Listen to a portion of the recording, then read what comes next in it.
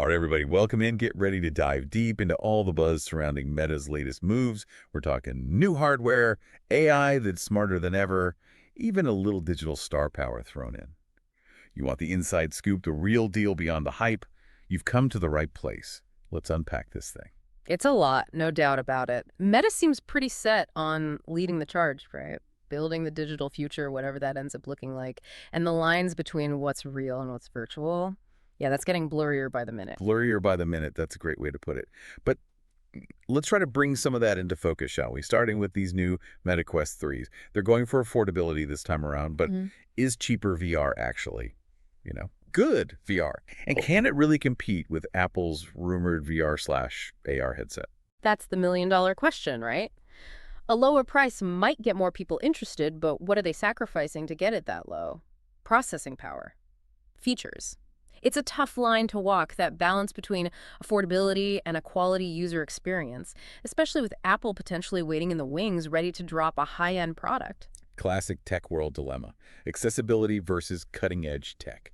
Speaking of cutting edge, Meta AI is getting a serious makeover, folks. Imagine AI that knows your photos so well it can realistically edit them based on what you tell it.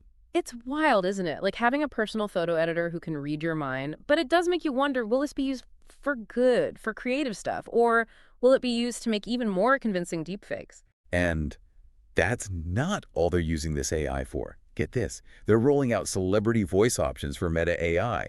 You could be scrolling through messages with a little help from Snoop Dogg, or maybe Oprah can narrate your latest VR gaming adventure. I mean, fun idea, right? But is that really all it is? Definitely attention-grabbing, and yeah, it could make talking to AI feel more natural, maybe even entertaining. But imagine if those voices are used without permission, or even worse, used to impersonate people in harmful ways. Okay, yeah, that took a dark turn. Feels like we jumped straight into a Black Mirror episode. On Yeah. the one hand, you've got the potential for something unique, a personalized experience, but on the other, misuse, ethical nightmares, a whole can of worms. Exactly. And that seems to be the theme with so much of this new tech. We're Yeah. talking about incredibly powerful tools here. And as the saying goes, with great power. Comes great responsibility. Yeah, things are getting a little heavy, and we're just getting started. We've covered the flashy stuff, the Quest 3s, the AI upgrades, those celebrity voices, but we haven't even touched the really groundbreaking stuff yet. Project Orion, Meta's big plan for a world where augmented reality is as normal as, well, checking your phone. Now that's where things get really interesting. Project Orion. And it's not just a cool name, right? This is Meta trying to nail that augmented reality experience we've all been hearing about. A future where the digital world and the real world are practically the same thing. Okay, so we're talking less clunky headsets, more like sleek glasses you might actually wear every day. That's a start. But how do they actually plan to make that happen? Imagine light bending around objects, projecting images right onto your retina. You'd see digital content like it's part of your actual surroundings. That's the idea behind Project Orion. Hold up. Light bending. Retina projection.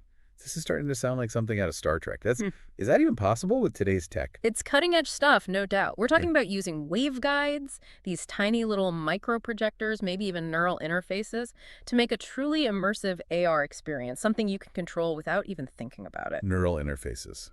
Okay, now you're messing with me. Nope. It's early days, sure, but Meta is definitely looking into using brain-computer interfaces for controlling AR. Think about it. Controlling your digital world with your mind.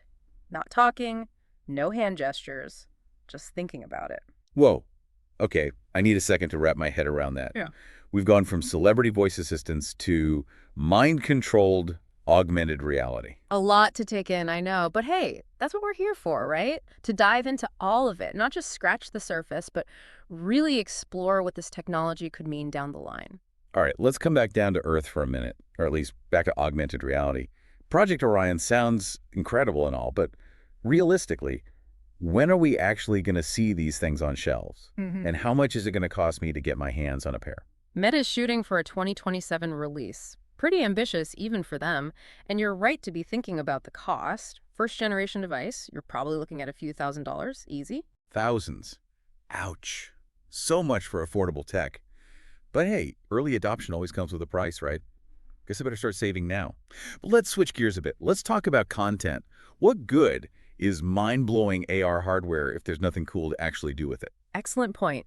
Meta knows that hardware is only half the battle. You need developers making awesome AR experiences, and that's where their push for AI-assisted development tools comes in. AI-assisted development tools, huh? That's a new one, so what's that all about? It's about giving everyone the power to create, basically. You don't need to be a coding genius to build an AR anymore. That's what Meta's going for. So, like, instead of learning how to code, I could just tell some AI tool, hey, I want to build this AR experience where I could walk through a rainforest, maybe with some talking sloths hanging around, and it just, I don't know, make it happen. You got it. That's the idea. They're really banking on generative AI, using it to turn ideas directly into code. It could be huge, opening up AR creation for people who couldn't have even dreamed of doing it before. That's kind of mind-blowing when you think about it.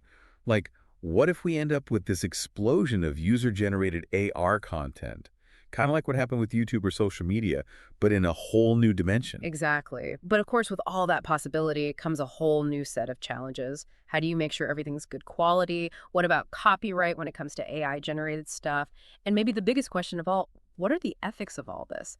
What happens when it gets harder and harder to tell the difference between what's real and what's AI made?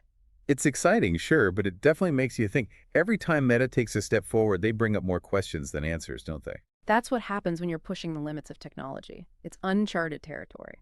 You're always exploring, always trying to find that balance between what can we do and should we do it. Yeah. So where does that leave us then? I mean, it's obvious Meta's going all in on this vision of the future, a future where VR and AR are just part of life. They're moving at lightning speed, but are we ready for all this? A world where we can edit reality just by talking about it, where celebrity voices are everywhere, and anyone can build an AR experience. That's the question we all need to be asking ourselves, right? This deep dive has given you a glimpse into the future Meta's building, a future full of incredible potential, but also some real challenges. And on that note, I think it's time to wrap up our deep dive into the world of Meta. They're definitely shaking things up, trying to redefine how we connect with the digital world. Whether we're ready or not, the future's going on fast. All right, so you guys really weren't kidding with all those notes about MetaConnect, huh? Seems like everyone's got metaverse fever after Zuckerberg's keynote. Yeah, it's really interesting to see how Meta's gone from just like talking about the metaverse to actually, building it out piece by piece. No kidding, and they definitely didn't hold back this year.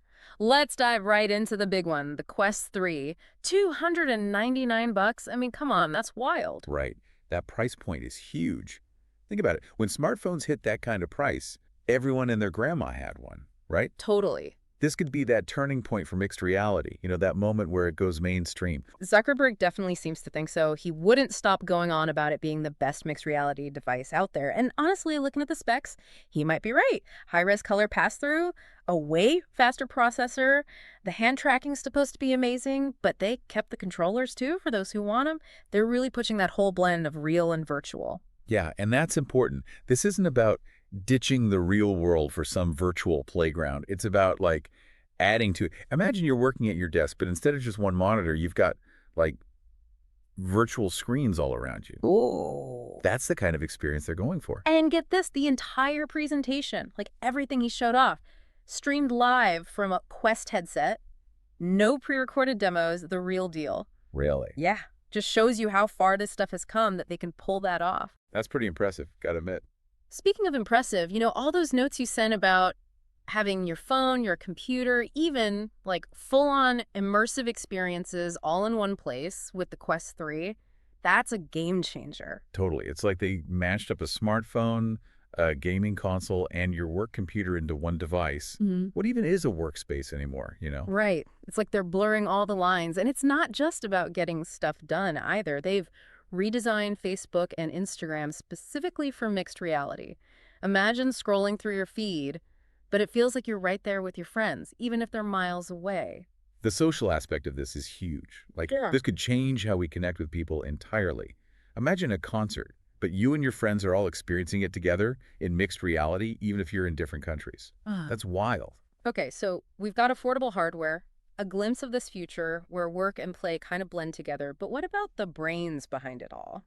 The AI stuff is where things get really interesting. So they've really leveled up their AI game with this Llama 3.2. They keep using this term multimodal AI, though. Any idea what that even means? Yeah, so it sounds super technical, right? Yeah. Basically means this AI can understand like images and text at the same time, not just one or the other. Oh, okay. So like it's not just reading words, it's actually getting the context of a picture too. Exactly. Like think about how we experience things, right?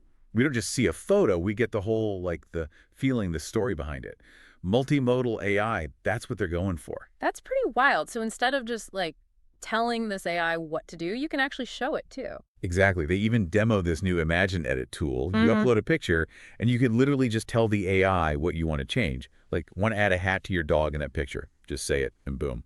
No way. It's like having like a personal photo editor who can read your mind, even if you're not Mm. exactly sure how to like describe it technically. That's insane. It's really going in that direction of tech just like blending into how we naturally communicate.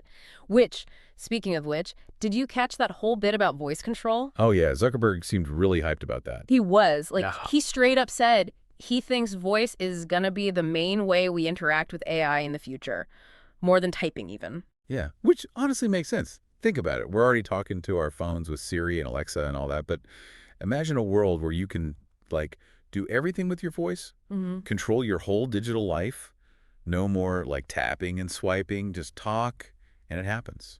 That's the dream. And it's not just some far off thing either. They announced voice control for like everything: Instagram, WhatsApp, Messenger, the whole shebang.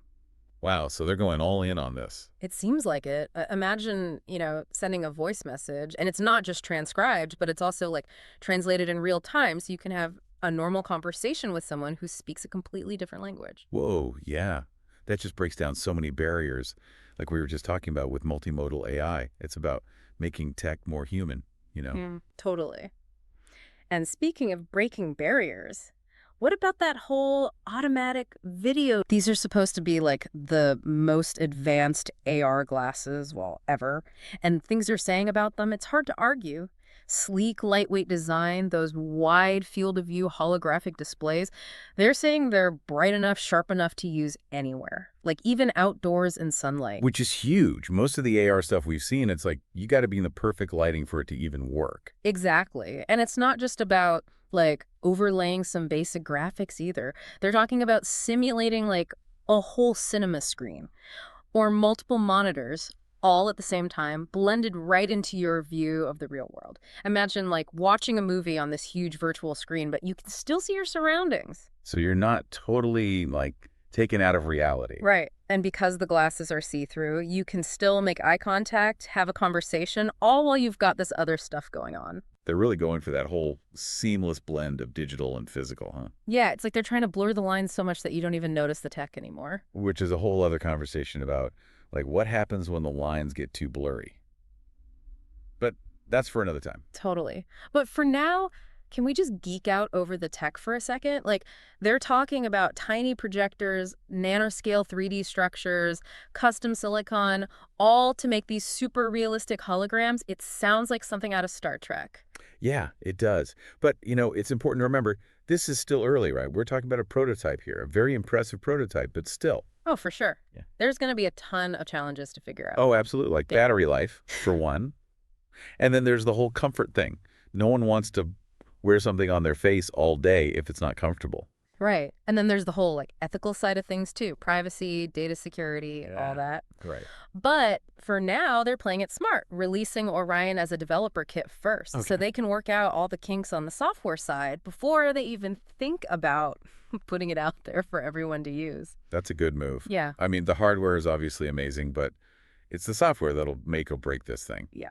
You could have the most advanced glasses in the world, but if there's nothing to do with them, Totally useless. exactly. Yeah. So starting with the developer kit, focusing on building out those experiences makes sense. Yeah. And they're not just keeping it in-house either. They said they're going to be working with like a bunch of different partners to make sure there's a wide range of apps and content. Smart. You got to diversify. Right. I mean, think about it. Surgeons using these glasses during surgery, overlaying medical images right on top of the patient. Or architects visualizing building plans in real time, on site. Oh, wow. Yeah.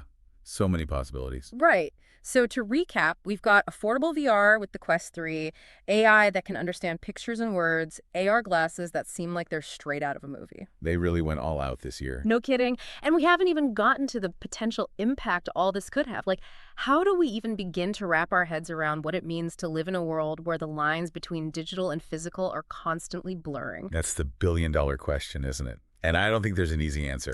Definitely not. But hey, that's what we're here to explore, right? It's a lot to process, for sure. MetaConnect, it wasn't just about like the gadgets themselves, right? It was about this whole vision of the future they're painting, and it's a pretty wild picture. No kidding. Like, even just thinking about the past year, the progress they've made is insane. And it really makes you wonder, like, where does it go from here? How is all this going to, like, actually change how we live our lives? Right. That's the big question. We went from these like more affordable VR headsets to AI that can understand pictures and words to AR glasses that are like something straight out of like, I don't know, Star Trek or something. So with all this stuff changing so fast, how do you see it all like shaking out? Like how will our relationship with technology, maybe even with reality itself, change over the next decade? Man, that's the billion-dollar question, isn't it? Yeah.